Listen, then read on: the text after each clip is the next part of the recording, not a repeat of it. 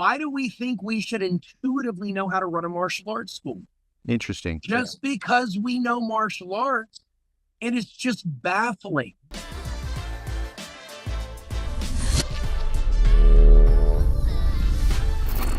Are you looking for a way to drive growth, sales, communication, and retention in your academy? Kovar Systems 6-month Program Director course is designed to help members of your team thrive in the important role of Program Director. With step-by-step training, we will cover a wide range of topics, including prospect follow-up, overcoming objection, and securing enrollments. Our program will teach your team members to effectively communicate the values and benefits of martial arts, which can be a game changer in securing more enrollments at your academy. Our next 6-month course starts on this date. So don't wait and visit our site, www.kovarsystems.com, to get your team enrolled in the upcoming course. Again, that's www.kovarsystems.com. Enroll now and get ready to see some real results in your business. Welcome to the Satori Lifestyle Satori Masters Podcast, the ultimate resource for ambitious, hardworking school owners that want to get their business and their life to the next level. My name is Dave Kovar. I'm a lifetime martial artist, business owner, speaker, and author. My goal is to empower listeners with the knowledge and the tools they need to break through barriers and really get their business and their life to the next level. Thanks for watching and enjoy. Welcome to the Satori Lifestyle Satori Masters Podcast. I'm your host, Dave Kovar. I'm super excited to have my good friend, Master Chance Burleson, on the line. How are you doing, sir? Wonderful, sir. How are you? I'm doing outstanding. Thanks for so much for being on the show today. So it's an honor to be here. You bet. All right, man. Well, so some of you guys maybe heard that last name. Maybe you know Chance, maybe you don't. But chances are, if you've been in the martial arts world for any length of time, that last name sounds familiar. And that's because Master Chance's father was J. Pat Burleson, who's like one of the original martial arts legends in the world. And so just kind of for starters, why don't you kind of take me through your experience? Yeah, clearly you've been doing martial arts since you could walk, right? But take me through kind of growing up with Pat Burleson as your dad. So the interesting thing about the way I started martial arts, I was 4 when I started, and we were living in the foothills of the Ozark Mountains in southeast Oklahoma. Wow. And the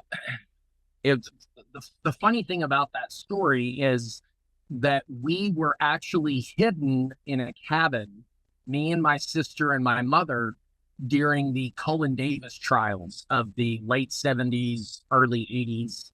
There was a big, horrible murder trial that Dad was a witness for the prosecution in, and it was an unsafe situation in the Dallas-Fort Worth area.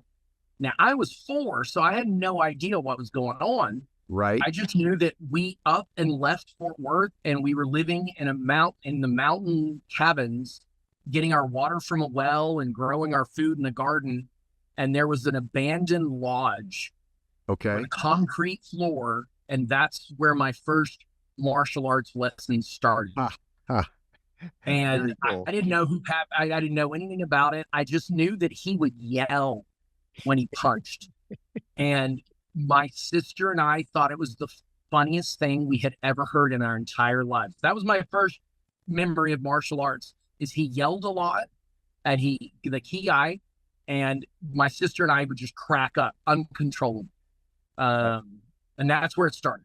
Yeah, well, that's a little history. So, of course, Grandmaster June Rhee is considered the father of Taekwondo in America. I think he started in San Marcos, Texas, in the first. Correct. And then Alan Steen was one of his students, and of course your father was. Did he train much with Grandmaster June Rhee, or was it primarily Alan Steen was his instructor? Well, so the jury is out on this. There are a couple of schools of thought. I have heard from Grandmaster Steen that Dad trained under Grandmaster Steen. But I also stayed in Grandmaster June Rhee's house growing up and visiting, and Grandmaster Rhee called my dad one of his black belts. Got it. So I think it's just kind of you know how it goes. Sure, just of course. Looking at lineage, and honestly, I don't really care. But it's interesting. Like I also knew Grandmaster Dre very well, and what an amazing guy, and so so influential in Texas martial arts, right? And also your dad was great friends with, of course, Chuck Norris. Oh yeah, and Bob Wall, still. and the whole that whole crew. So tell me some of the kind of some good old war stories from back in the day, good old blood and guts karate days that you knew either firsthand or you heard about. Okay, so what's interesting is that growing up, I didn't know who the hell any of these people were. I had no idea, right? I had, Jim Harrison was in our house all the time, and George Minshew and Uncle. So Bob Wall is who I'm named after. That was Dad's best friend. So my first name is Robert, and I'm named after Bob Wall. Wow. Okay. So he was in my house all the time, and of course, as a child, I didn't understand that these were the bare knuckle, blood and guts, dirty dozen fighters of the 60s. But Hanshi, do you know what my recollection of these people was? Probably you sitting on their lap and they were telling you jokes, that kind of thing. It probably wasn't like sitting on the side of the ring watching them fight in tournaments. I never saw any of that. I never saw any of it. What I remember is that these were the kindest, gentlest, most respectful people I'd ever seen in my life. Yeah. So that's what I equate somebody being an exceptional martial artist to nowadays, is how gentle and kind and respectful and loving they are to other people. That's what it equates in my head. But I remember, go ahead. No, I was going to say it's so cool and so true. Like the guys that I know, the absolute toughest guys on the planet that in my circle are also the nicest, kindest, gentlest people. Right. The toughest acting people usually are the weakest fighters. And so what I noticed is we would go and have, IHOP and Waffle House, and then we would go to breakfast and lunch. And so Jim Harrison, this is a funny story. So Jim Harrison was entertaining his friend's kid, Chance. I don't know, 10 or 11. By the way, those that don't know who Jim Harrison, he was, I think, the very first national karate championship, an absolute amazing guy, a beast of a guy. Dude. And just the real deal for sure. 20th century samurai is what they called him. Yeah. So anyways, we're sitting there and he says, Chance, and he's just entertaining his friend's kid, and he says, so your dad tells me that you're, a decent martial artist. What is your best skill? And I answered him. I said, well, sir, I can really take a punch. And he looked at me deadpan without even smiling. And he looked at me and he said, that's not a skill, right? Which I don't know. It still works for me. So I just, the funny thing is that I loved asking my dad how true the stories were that other people told about him. Okay. Because they were like William Wallace stories. They certainly were. Yep. Like Pat Burleson walked into a bar with 400,000 people, and and it was like it was like Bruce Lee and Enter the Dragon, where they are all coming at him and he's just beating them. He's grabbing people and beating people with other people, and I remember. Go ahead. Well, and I remember asking my dad after that. I would hear that he's like, "Yeah, that didn't happen." Yeah, that didn't happen. Okay. He was an interesting guy. He came to my school a couple times, and the last time I'll never forget, he did a seminar, and this would have been like the mid '90s. But he flew in some little like 2-seater plane from Butte, Montana to Sacramento. He did a bunch of seminars, and just he's super cool, this hardcore old dude. And I remember the line, I still use it to this day, talking about self-defense, and it's hit him back first. That was one of his lines. That's where I learned what a dumb distance is and a stupid stance. A dumb distance right in somebody's face, a stupid stance is facing straight on. And then his favorite technique, he would talk about how he used this was he'd be in an open stance. So imagine my opponent's got their right leg back. He'd put his left leg back, and he'd do what he called a frowned kick, a half front, half round kick to the groin. And step through and hit with a right cross. He says, it's a great combination. And by the way, I've used that combination sparring like 100 times, very successfully too. But it's funny how things you remember about people. So, all right, so you're growing up, and at the time, your dad, he had a day job for some of the time. He wasn't necessarily a full-time martial artist, right? He had a day job during part of your when you were a child. No. So what happened was, and going back to why we were hidden in the mountains. So when the Cullen Davis trials happened, Dad had, I think, if I remember correctly, he had 14 schools in the Fort Worth area. Okay. And he was like, I remember seeing a very fancy car, which apparently turns out there were 2 Jaguars in the driveway. And like, we were doing pretty well. Okay. Okay. And when the murder trial happened, because of the publicity of it, he kind of lost his ability to run those schools. Interesting. And so when he hit us in the mountains, this is the greatest. This is fathers. This is what you do. So my dad couldn't teach martial arts to support his family, and he had to drive back and forth between Oklahoma and DFW.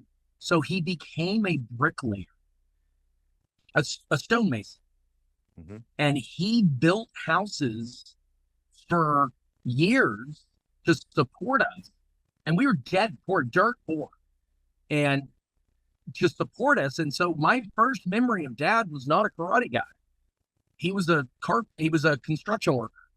I would go to the job sites and I would hand him bricks and he would lay brick. And then after the trials were over, I don't know, I was 8 or 9. He moved us back to Fort Worth and jumped right back into running schools. And then he ran schools my whole life. Got it. So tell me, your upbringing. If my memory serves me, you were maybe a bit of a wild kid growing up. Is that fair to say? I was a monster. Okay. It took a Pat Burleson to survive the monster of a child that I was. Really? Oh, dude, it was God forbid. It was awful. So I was the most well-mannered, respectful juvenile delinquent you've ever met in your life. Because I was raised in martial arts, so I knew how to be polite and have good manners, but I followed none of the rules. I was in trouble all the time. Constantly, of course, getting in trouble in school as a young boy became the kind of trouble you get into when you're a teenager. But I always knew how to act right. And I always remember, the counselors in school and later the cops telling me, what are you doing here? Like, you're such a good kid. But I straightened out pretty early in my life, in my young 20s. Okay. And I got my life together. But I was very rebellious. I did whatever I wanted to do. I followed none of the rules. And God bless my parents. They must have done something horrible in a past life to deserve how awful I was. I turned it around though, Hunch. I ended up being a really good son to my parents. A great son. Without a doubt. It sounds like you remember the Leave It to Beaver. It sounds like you were Eddie Haskell as a kid. Whoa, dude. I was 100% Eddie Haskell. So if you guys don't know who that is, if you're a younger generation, you got to look up. Eddie Haskell was the polite, with Wally, Beaver's older brother's best friend, who all the parents loved and adored because he was, hello, Mrs. Cleaver. He was so polite. But behind the scenes, he was just not the kid you want your kid hanging out with. Yes, exactly. All right. So Chance Haskell Burleson. That's correct. That was what you were, not anymore. So, all right, man, you've been doing this. You've pretty much not had a lot of other jobs besides teaching martial arts. So take me through your professional martial arts journey. When did you start kind of officially teaching, and when did you kind of turn it around? Because right now your school is killing it. You're doing great work. Yeah, so kind of bring us through that. Okay, so I've actually never had a real job except for when I was 16. Okay. When I was 16 and I got my driver's license, my father forced me to go bus tables at a German restaurant just so I would know what a real job was like. Okay. He wanted me to have some compare and contrast, right? I started getting paid for teaching when I was 15, teaching summer classes. And then I actually bought the school for my dad when I was 17. Wow. And I have never done anything but run martial arts schools. So I've raised 2 children and I'm now into 2 grandchildren.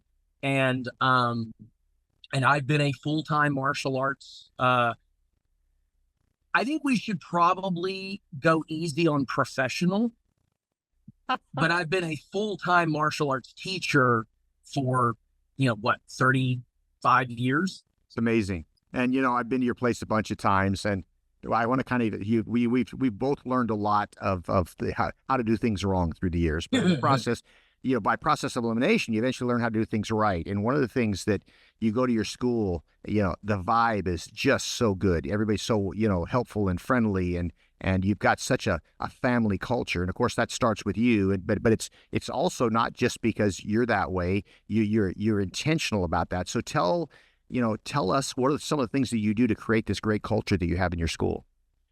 Well, there might be a snake oil way to fake it. I'm not aware of it. I know systems are important and processes are important, but I'm not sure that you can systemize enough to compensate for not genuinely loving and caring about people.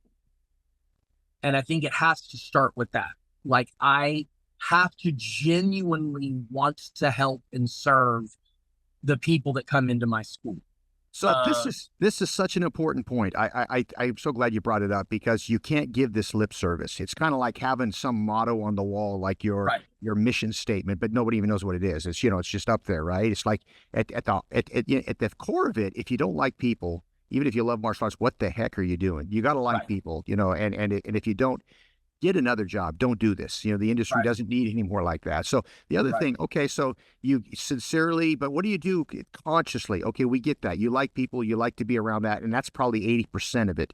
Well, what's the 20% that you intentionally do beyond that to create that culture? Okay, that concept where you assume that the people in your life know how you feel about them? Yeah. I can't ever assume that my students know how grateful I am for them. Okay. I can never assume that. So I take every single day the opportunity to show them that. And we do systemize this because I have my staff do it. But basically, every single person that comes into my school every day, I walk up and look in the eye and shake their hand, tell them how happy I am to see them.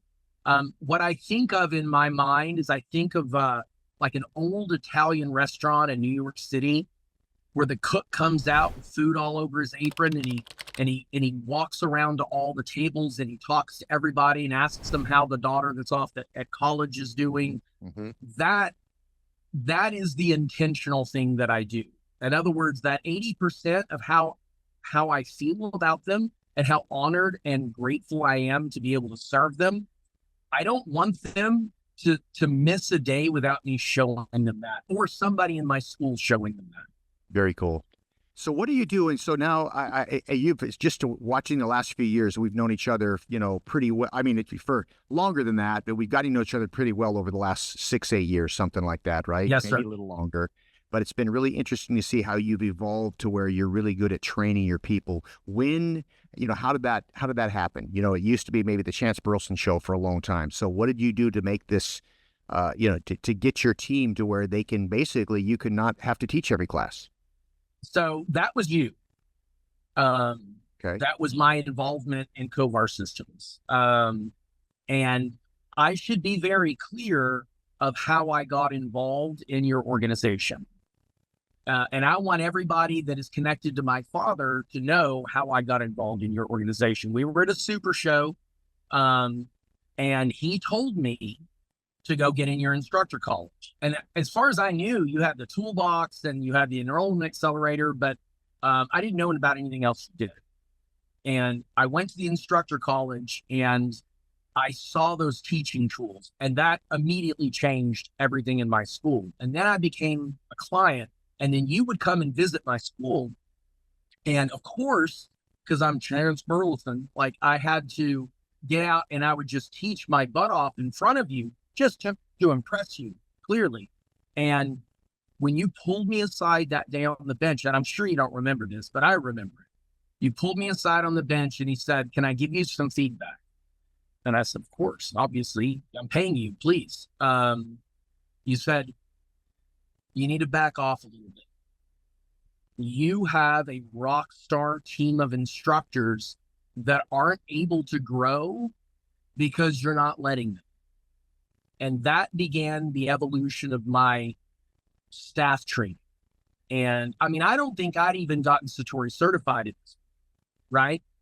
And that's I do remember when, that. I do remember that discussion. yeah, Yes. my team, that obviously everything that I've learned from you guys and your team has been wonderful. But that, after that conversation, Hanshi, you know, I got in my car. I don't think I ever told you this, but I got in my car and I thought about my life and my father's life, because this is my legacy. This is my father's legacy. And if it wasn't for me, Pat Burleson's legacy would die. Like what he started here would just go away because he's gone now. Right. And then I started thinking, do I want that to be the case when I'm gone? And if I don't start taking steps to make sure this legacy survives, it won't survive my passing. And so that's where we're at now. Yeah, that's powerful, man. So I do remember that conversation, but I gotta set this up because when you said that your dad recommended, I maybe I shared this story. I think I did with you, but why your dad, you know, the connection was one time he came out to Sacramento to speak to. He was doing a presentation for the Sac State football team. Right. He was doing. I think he used to do quite a bit of that, right? Motivational coach. Motivational coach. Yeah, and so because of the fact that somehow he must have talked with Grandmaster Junior Ree, and I was pretty tight with Grandmaster Ree. Grandmaster Ree said, "Hey, drop by and see Dave Kovar when you're in town," because I remember him calling, and of course, you know, I almost stood at attention just when he called me, sure. Right? And he happened to show up on a Friday afternoon, and I had my demo team there, the Red and Black Attack, and Christian, who's the producer of this, is I'm looking at him now. He was probably he may have been like 6 years old then. Who knows, 8 years old. He's probably on the team. He was a little kid, but and these guys were rock stars at the time. And so J. Pat Burleson shows up, and there's a ton of kids there. There's like 40 kids, right? But he doesn't know we have a bunch of schools. They're the best 40 kids in all our schools, right? So I go, class, boom, everybody slaps to this perfect attention, right? And about perfect, and I could tell he was going, holy moly, these martial arts in California sure are good. Little did they know that all our other students look like everybody else. But then he watched the demo team perform for about 7 or 8 minutes, and he was so complimentary, you know, and especially because the martial arts was good, but the protocol was so tight, you know what I mean, with this particular group. And I think that I remember leaving, oh man, if you ever want to leave a good impression with somebody, it would want to be with Pat Burleson, and it would have been that day with that time. So it's funny how that little thing, you and I might not have connected had he not shown up and watched the demo tape. You know, it's funny how little things like that change everything. Do you know what he said about you? No, but because he told me to go. He told me to go to the instructor college, but that's when he wanted our school to start subscribing to the services that you guys offer, the consulting and stuff like that. And what he said, Chance, there are industry experts all over the place. They're everywhere. And pretty much all of them can show you how to make a lot of money teaching martial arts. And he said, but a handful of them still have their soul, and they're still teaching quality martial arts. And Dave Kovar is one of them. Oh, very cool. Very cool. Yeah. Which is, dude, that's such high. Because my dad didn't want to be the broke karate instructor. He didn't want to be I'm legitimate because I can't pay my bills. Like, he didn't want to be that guy. But he also didn't want to sell out and not honor the martial arts. You know? And it's hard to find both of those things. Got it. Well, you know, when like you and I, when our intentions are to serve our students, we're all about making a living. But when your intentions are about serving your students, and that's really like you've heard me say it 100 times before, martial arts first, teaching second, business third. You know, if that's really your order, then you're going to have good longevity. It might take you a little longer to get to profitability, maybe, probably not, but eventually you're going to get there. Like you're going to be able to stay at a longer pace if that's the way you're operating. When you talked about the old guard, new guard. And I remember, and I still know guys that really think their students are lucky to have. And you're the one that I heard say it first. It's like, no, dude, I'm lucky to have them. I'm lucky to have someone to share this with, to serve and to help improve. I'm the one that's fortunate. Yeah. And that mindset changes everything. Yeah, it's like I had kind of a paradigm shift years and years ago, and one of the my old martial arts paradigm was train hard, abuse your body. That's what it's for. Sure. My new paradigm is be respectful, train hard, but be smart because you want to do this for a long time. And my old business paradigm is that there's only a limited supply. So the more so if other people are successful, that means that they're taken away from you. Right? The new paradigm is it's not a zero-sum game. That we can all do well. The only way to do good business is to do good business. And then the old teaching paradigm used to be you're lucky to have me as your master instructor. Man, but that, of course, the new one is I'm lucky to be here, right? Sure. The whole premise for the word samurai means to serve, right? So that's Correct. the better we can do that, the more we can do that, the better. Well, so where do you see, kind of take us fast forward to the future? So here you are, it's 2024. You've been doing this since, the late 80s, right? This is all you've ever really done. Right. Are you as excited as you were before? Or are you ready to call it quits? Or tell me where you're at now. So this is funny because, and I think part of it, and this is something you can relate to, I'm sure. So I'm 51 and I'm younger than I was 10 years ago. I know that doesn't make any sense. That probably is not unconnected to the fact that 10 years ago I had teenagers and young adults. My kids are grown now.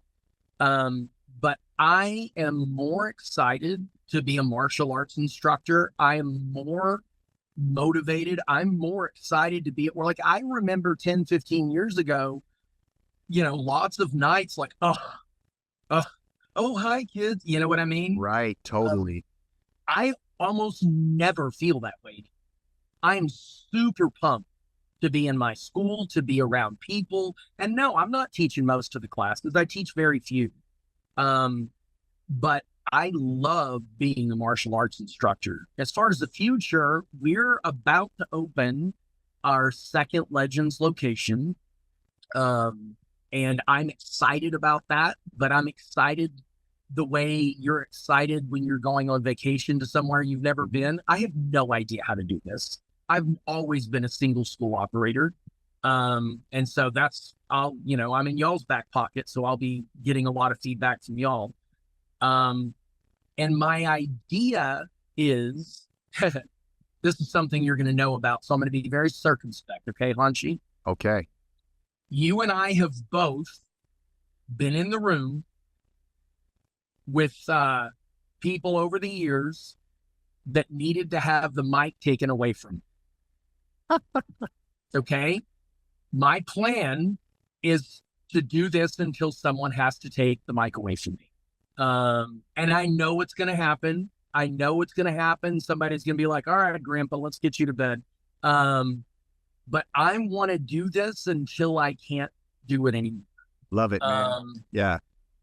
And see that passion, that's part of the reason that's the X factor. That's why you're being successful. And once you lose that, once this just becomes something, and hey, man, we're going to, in an upcoming podcast, I'm going to talk about avoiding burnout, right? And this is such an important thing, but my advice to you, and it's just nothing we haven't talked about 100 times before, but is to guard that enthusiasm. You know what I mean? Like you continue to be grateful for the experience that you have, and are you pacing yourself at a level you can sustain this, right? And because if that's the case, man, as long as you have that, I can hardly wait to get to work, because you know how rare that is, that you and I have that ability to do that. Not a lot of people do, and but that's like you. If you can keep that, then man, it's going to be a long time before they're pulling the mic away. Right. So last question, I'll let you go, man. Yeah, go ahead. Is that what advice would you give somebody that, hey man, since COVID, my school hasn't recovered, I'm having a hard time. Students in my area just don't want to do this, or no one can afford it, or just generally speaking, they're struggling to make a living. What kind of advice would you give that person? I would say to do more quickly what took me decades to do, which is to get a mentor and use a mentor. It is baffling to me, Hanshi. None of us would think that we could teach ourselves martial arts, right? Like Right.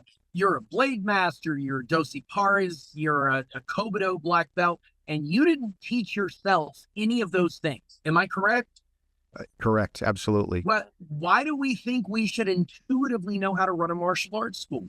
Interesting. Just because we know martial arts, it is just baffling to me why it took me 20 plus years to go, wait a second, I should find someone who's better than this than I am. And I should get in their back pocket and take direction. Why it took me so long, I don't know. So if you're struggling, or if you're new, or both, if you're new, you're probably struggling. Get a mentor, get somebody that you identify with, and get someone you will use. Icy Mike's that's Hard to Hurt podcast. Okay. He's like, people ask me all the time, what martial arts school should I sign up for? And he says, I love his answer. One you'll go to. Yeah. Right. Yeah. It's like, it's what's the best exercise? The one you'll do. And the one you'll do. Get a mentor. Which one should I get? One you'll listen to and follow directions. And right now, our industry, there was a time when I feel like a lot of the guys that were consulting maybe weren't super, I guess what I'm saying is most of the people out there now are really good, man. I know them all, and they're the reason why they're still in business is because they serve people. So I couldn't agree with you more. I think it's great advice. Well, man, I appreciate you. I appreciate you being on the show, and I look forward to seeing you in a few months when I get back out your way. Thanks for being on. Our whole team's getting certified again. I'm super excited. All right, man. Take care. Thanks. Bye-bye. Are you a martial arts instructor looking to improve your teaching skills and build a strong team of future instructors? Well, look no further than the Satori Alliance, an international association of martial arts instructors. Our mission is to positively impact the global martial arts community by establishing a shared level of martial arts instruction, professionalism, and continuous learning. With our instructor certification program, you'll gain the confidence, communication skills, and classroom management techniques to run a professional and well-run martial arts floor of any age group. We invite you to schedule a free consultation with one of our program directors who can evaluate your instructor team's size, schedule, and training content. We'll outline the Satori Alliance master steps that have helped build and maintain strong teams of instructors. To learn more about the Satori Alliance and schedule your free consultation, please visit our website at www.thesatorialliance.com/podcast. That's SATORIALLIANCE.com/podcast. Join our community of passionate martial arts instructors today. Thank you for tuning in today to our podcast. I hope you found it valuable and inspirational. To stay connected, please subscribe to Apple Podcasts, Spotify, or wherever you go for your podcasts. If you enjoyed today's show, please give us a 5-star review. And we really sincerely would appreciate some feedback. Your feedback helps us to create high-quality content that will help others in the future. If you'd like to follow me, you can go to Dave Kovar on Facebook or Hanshi Dave Kovar on Instagram. Thank you so much for watching, and I'll see you on next episode.